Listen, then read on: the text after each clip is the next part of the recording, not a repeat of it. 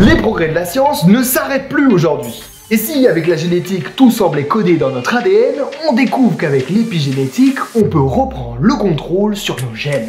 Découvrez les recettes épigénétiques, des recettes pensées par la science. Découvrez aussi des shampoings épigénétiques. À vous le contrôle sur vos gènes de pellicule.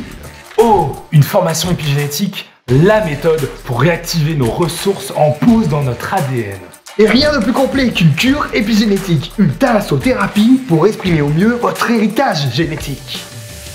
Bon, c'est bien tout ça, mais c'est quoi vraiment l'épigénétique? Épi dans épigénétique signifie littéralement au-dessus de la génétique. C'est le même que dans épicentre ou épiderme, littéralement au-dessus du centre d'un séisme ou au-dessus du derme. Avec la génétique, il faut plutôt voir autour que juste au-dessus. Si la génétique, c'est l'étude de nos gènes, c'est-à-dire des instructions dans notre ADN pour nous donner nous, l'épigénétique, elle, est l'étude de ce qu'il y a autour de nos gènes. Comment, où et quand ces instructions sont lues. À une échelle plus large, cela implique l'existence de liens entre notre ADN et notre environnement.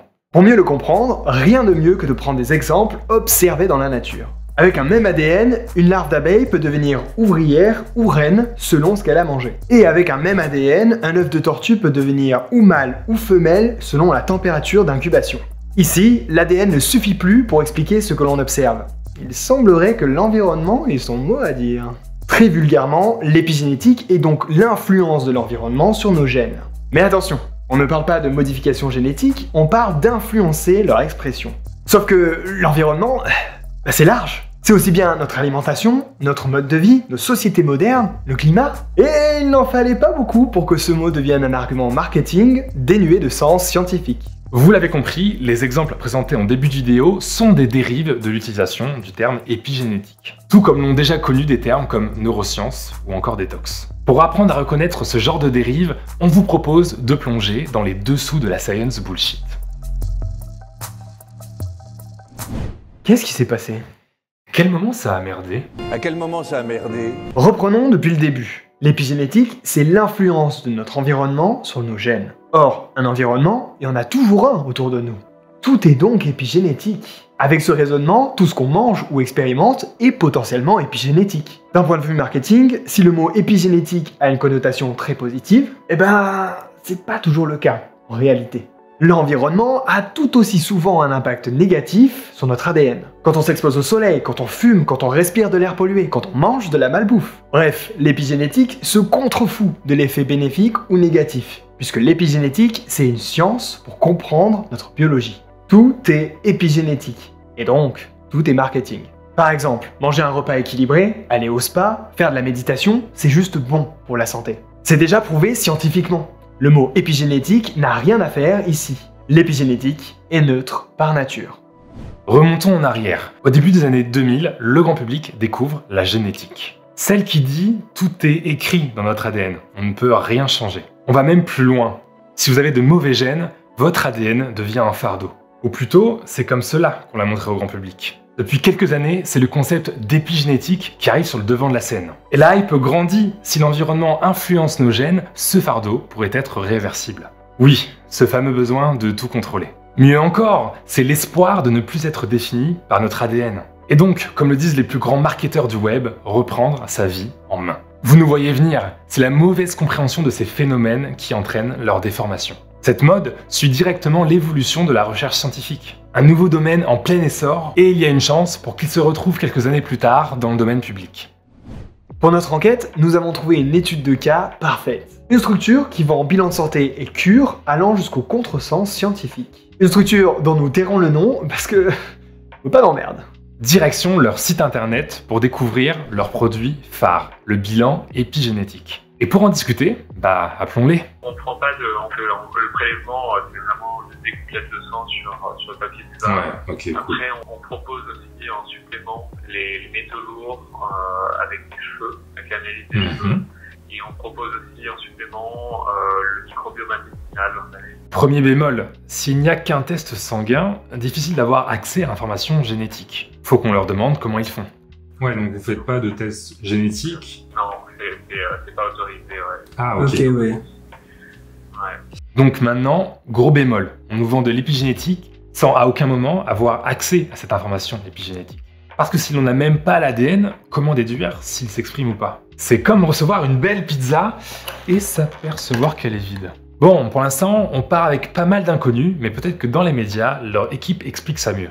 Vous pouvez donner l'âge de vos artères, de votre mode de vie, l'âge de... Vous savez déjà tout. plus que l'administratif. Eh bien, on a fait le test de la méthylation qui donne l'âge de l'ADN. Ok, la méthylation. Il s'agit d'une modification chimique de l'ADN qui module comment celui-ci s'exprime. Et plus l'âge augmente, plus cette méthylation se dérègle. Et donc, plus l'expression de nos gènes se dérègle. Mais attention, la communauté scientifique est très loin d'avoir un consensus sur la question. Et ce qu'on appelle les horloges biologiques ne sont aujourd'hui pas fiables pour mesurer un quelconque âge de l'ADN. Donc, la méthylation, on valide pas pour le moment. En fait, on sait très bien que la méthylation est égale à 0 chez un bébé et elle augmente avec l'âge. Alors, non, parce que la méthylation, il y en a tout le temps. Il n'y a que sa dérégulation qui augmente avec l'âge. Elle permet notamment, chez le sexe féminin, de finement réguler l'expression des chromosomes sexuels. Le test de la méthylation qui donne l'âge de l'ADN et en fait c'est cette espèce de fermeture qui empêche les protéines qui s'amassent autour du gène et qui va empêcher le gène de s'exprimer. Déjà, la méthylation, ce n'est pas qu'une fermeture des pages de l'ADN, ça peut être aussi leur ouverture, et donc une surexpression. Et d'ailleurs, empêcher qu'un gène s'exprime, ça peut être aussi une bonne chose. Sinon, on pourrait tout simplement pas avoir de cellules spécialisées, de peau, de muscles ou d'intestin. Et en fait, il y a une étude qui est sortie il y a 3 mois, donc à Stanford. Bon, c'était Stanford, pied d'autorité. Qui est pleine d'espoir parce qu'en fait, c'est 50 patients, des hommes entre 50 et 72 ans. Eh ben, pied de genre ici. Et en 8 semaines, ils ont gagné 3 années d'âge biologique. Vous commencez à le comprendre, ce type de phrase n'a pas de sens. Ici, le concept au cœur de l'étude, c'est celui d'horloge épigénétique. Et c'est un concept qui est totalement remis en question. Et donc, aujourd'hui, on ne peut pas utiliser l'horloge épigénétique pour dire si notre corps est plus ou moins vieux. D'ailleurs, rien de défaitiste ici. L'article nous dit juste bien manger, sociabiliser, faire du sport, c'est juste bon pour la santé. Donc côté nutrition, très coaché. Ils avaient un coach sportif 1 heure par jour et on leur demandait de dormir 8 heures par nuit. Et pas besoin de payer 995 € pour savoir ça et coller le mot épigénétique. Allez, creusons un peu plus, c'était sympa les vidéos, mais sur leur site internet, on peut voir que, dans les mentions légales, la maison mère s'appelle 85% épigénétique. C'est une référence à la citation préférée de son fondateur, qui dit que 85% de notre ADN s'exprime en fonction de notre environnement et de notre manière de vivre. On sait maintenant que 85% de notre ADN dépend de notre environnement et de notre façon de vivre. Mais pourtant, on se rend compte rapidement que ce chiffre n'existe probablement pas. Après une recherche rapide sur Google Scholar, on a trouvé quelques résultats, mais aucun n'utilisait le chiffre 85% dans le même sens. C'est une phrase du style « on n'utilise que 10% de notre cerveau, mais découvrez comment tout débloquer ». Et ça, c'est encore un gros warning. On attend encore de trouver l'article. Hey.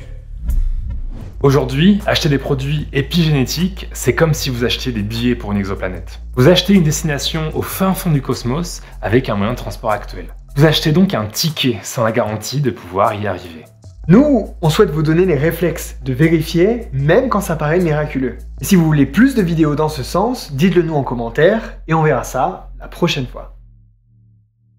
Tout ce que vous proposez, les solutions que vous proposez, elles ont toute une base un peu quand même scientifique, heureusement. Tout est bien sûr scientifiquement prouvé, on a toutes les études derrière. Bah alors c'est bon, on a pas besoin d'en parler alors.